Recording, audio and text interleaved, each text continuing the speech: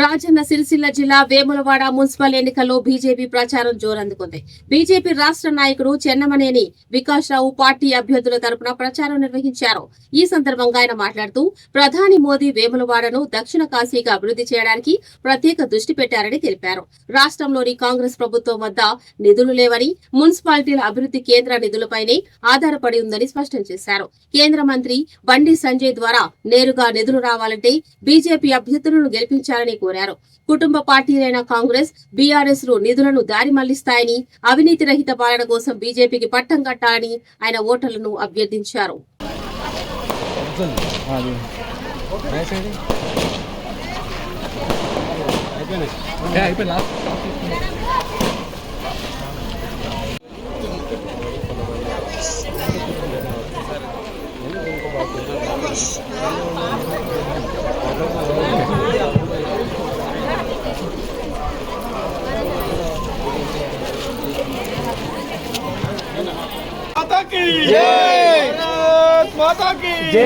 నరేంద్ర మోడీ గారి నాయకత్వం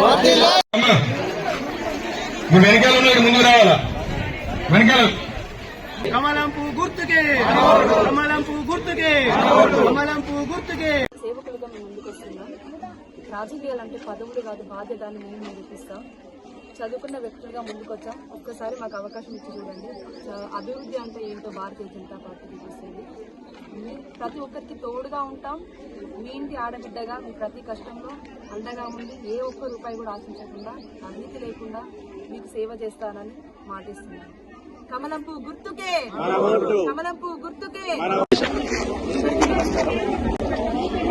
వేములవాడ పట్టణంలోని 5వ వార్డు ప్రచారంగా ఇక్కడ తిలక రాజశేఖర తను ఇంజనీరింగ్ చేసింది. మరి ప్రజలకు సేవ చేయాలని ముందొచ్చింది. ఈరోజు ప్రజలు కూడా మరి బీఆర్ఎస్కి అవకాశం ఇచ్చారు, కాంగ్రెస్కి అవకాశం ఇచ్చారు. మార్పు కోసం బీజేపీ వాళ్ళు ఉపయోగిస్తున్నారు. ఈరోజు కేవలం ఒక అవినీతి రహిత పాలన కావాలంటే, సుపరిపాలన కావాలంటే బీజేపీతో సాధ్యం. మరి అందరూ మరి భారీ ఎత్తున బీజేపీ గుర్తుకు అన్నపు గుర్తు చేసి మున్సిపాలిటీలో బీజేపీ తీసుకురావాలని కోరుతున్నాను. ఎందుకంటే ఈరోజు నిధులు గ్రామాలలో కావచ్చు, మున్సిపాలిటీలో కావచ్చు నిధులు వచ్చి కేంద్రం నుంచి స్వయాన ముఖ్యమంత్రి రేవంత్ రెడ్డి గారు చెప్పారు, మా దగ్గర పైసలు లేవు. నిధులు ఇచ్చేది నరేంద్ర మోడీ కాబట్టి ఇక్కడ కమలంపు గుర్తు చేస్తే మున్సిపాలిటీ బీజేపీ గెలిస్తే డైరెక్ట్ గా నరేంద్ర మోడీ గారు నిధులు పంపిస్తారు.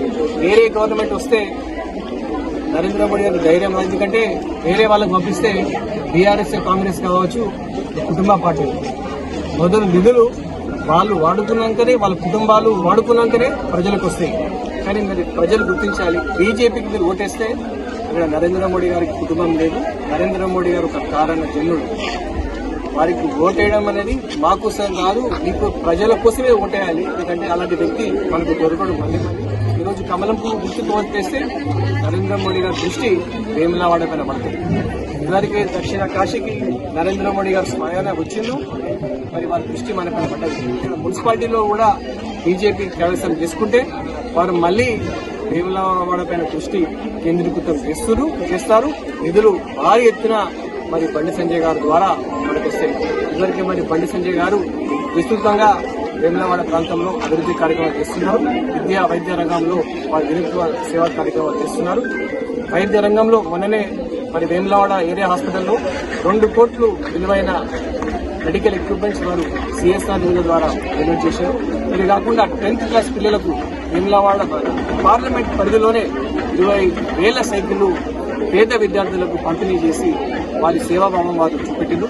అందుకే ఈరోజు ఇక్కడ బీజేపీని మీరు బలపరిస్తే బండి సంజయ్ గారిని బలోపేతం చేసినట్టు మరి తిరిగి మోడీ గారి దృష్టి మన పైన పడుతుంది.